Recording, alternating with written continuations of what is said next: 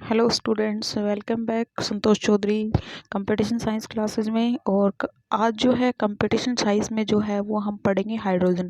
Hydrogen से related जो भी क्वेश्चन हमें पूछे जाते हैं कम्पिटिटिव एग्जाम में वो कंप्लीट करें। आपका कोई भी एग्जाम हो कंपटीशन लेवल का, उसमें जो हाइड्रोजन से रिलेटेड क्वेश्चन पूछे जाएंगे वो आपको सारे बताए जाएंगे।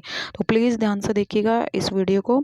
तो सबसे पहले हमें पूछा जाता है कि हाइड्रोजन का सिंबल क्या होता है। तो सिंबल ऑफ हाइड्रोजन जो है वो अपने पास होता है H। यहाँ पे इसका जो सिंबलिक जो रिप्रेजेंटेशन है वो अपने पास होता है 1H1। यानी हमें काफ़ी बार पूछा जाता है कि उस तत्व का नाम बताइए जिसके पास परमाणु संख्या और परमाणु भार समान होते हैं। तो अपने पास क्या होता है हाइड्रोजन।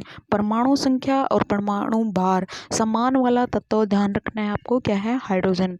फिर हमें पूछा जाता है कि सबसे हल्का तत्व कौन सा है। सबसे पहला जो तत्व है आवर्त सारणी का वह कौन सा है, या सबसे पहली अधातु कौन सी है आवर्त सारणी की। तो इन सभी का जो आंसर है वो आपके पास है हाइड्रोजन। इसके अलावा जो है हमें पूछा जाता है भविष्य का ईंधन किसे कहा जाता है, शून्य न्यूट्रॉन वाला तत्व कौन सा है। तो भी अपना जो आंसर है वह है कौन सा है हाइड्रोजन। इसको ज्वलनशील वायु के नाम से भी जानते हैं। सबसे पहले इसको जो खोजा था वो हेनरी कैवेंडिश ने खोजा था, परंतु इसको जो नाम दिया था वो लेवोसिए ने दिया था। तो इस चीज़ पे ध्यान रखना।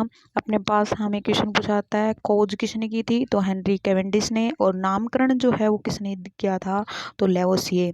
फिर अपने पास वह तत्व जो पृथ्वी पे नहीं पाया जाता है, उपलब्ध नहीं है। तो पृथ्वी पे उपलब्ध नहीं, वह अपने पास कौन सा होता है हाइड्रोजन। सूर्य में सबसे ज़्यादा जो है किस गैस की मात्रा होती है, तो अपने पास कौन सा होता है हाइड्रोजन। हाइड्रोजन यदि आपको ऑप्शन में ना दिया हो तो हीलियम भी कर सकते हो।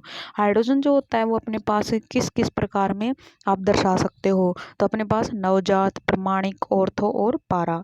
नवजात जो होते हैं वो अपने पास जो निकलने वाली जो गैस होती है, हमें क्वेश्चन पूछा जाता है हाइड्रोजन निकलने वाली गैस के रूप में क्या कहलाता है, नेसेंट या अपने पास है नवजात कह सकते हो। तो आपको इसी से क्वेश्चन पूछा जाता है, बाकियों से आपसे कोई क्वेश्चन नहीं पूछा जाता। फिर आपसे क्वेश्चन पूछा जाता है हाइड्रोजन के समस्थानिक कितने हैं, या वह पहला तत्व जिसके समस्थानिक खोजे गए थे। तो भी इसके पास कौन सा हो जाएगा हाइड्रोजन।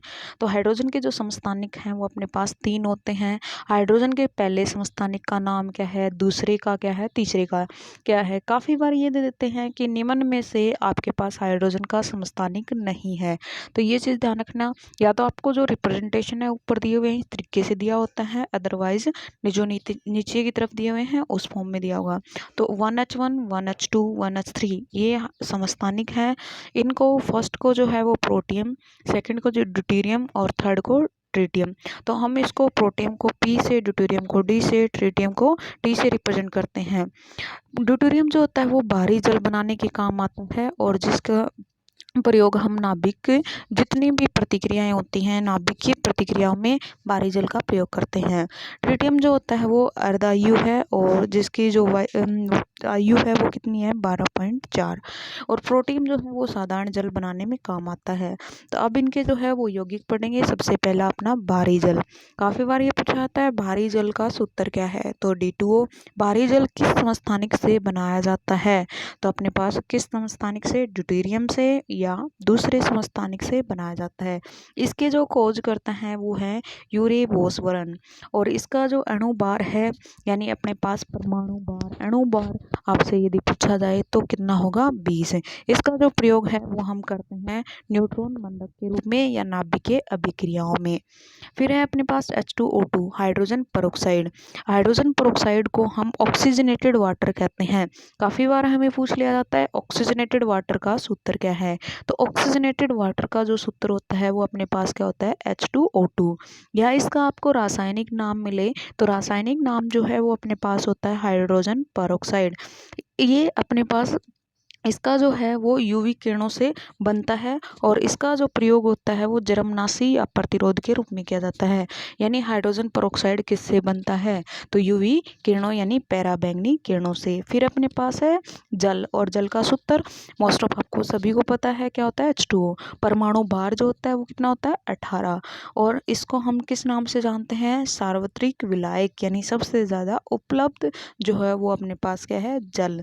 अगर हम देखा जाए इनका जो तापमान पूछा जाता है या इनकी जो मात्रा पूछी जाती है कितनी होती है। समुद्री जो जल है वो 97% होता है, 1.5% जो है वो बर्फ़ के रूप में, और बाकी जो बचा हुआ जल है वो अपने पास क्या होता है, ज़मीन से या अन्य स्रोत से मिलता है। तो अपने पास अब हमें पूछा जाता है 4 डिग्री पर जल का जो घनत्व है वो कैसा होता है। तो 4 डिग्री पर जल का घनत्व अधिक और आयतन कम, इसीलिए यदि बर्फ़ बना दी जाए तो 4 डिग्री के ऊपर ही मेल्ट होना स्टार्ट होती है।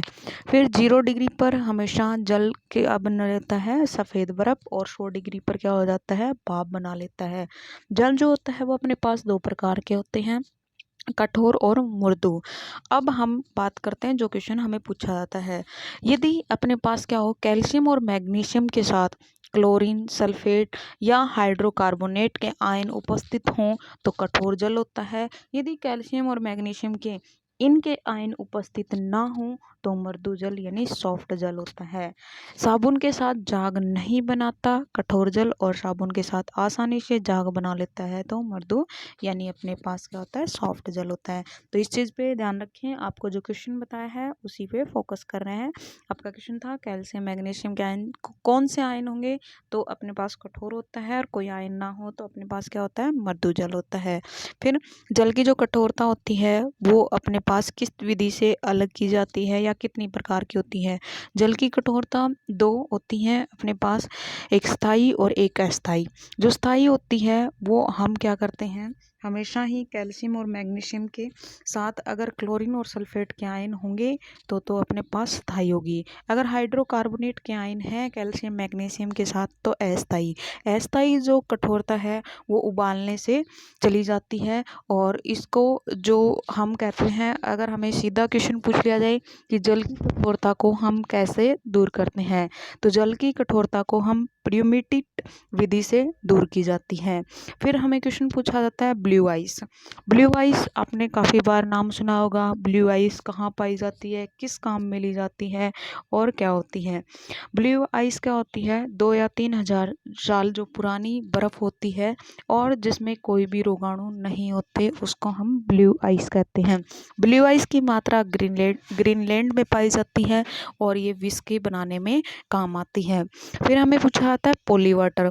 पोली वाटर जो है वो खतरनाक माना जाता है सबसे ज़्यादा, और पानी को उबालने पे जो बर्तन में सफ़ेद रंग की परत जम जाती है उसका जो मुख्य कारण होता है वो होता है कार्बोनेट आयन, और वो कार्बोनेट आयन या तो कैल्शियम या मैग्नीशियम के साथ होते हैं। तो ये थे इम्पोर्टेंट क्वेश्चन जो आपसे हाइड्रोजन से रिलेटेड पूछे जाते हैं। Thank you, like share and subscribe.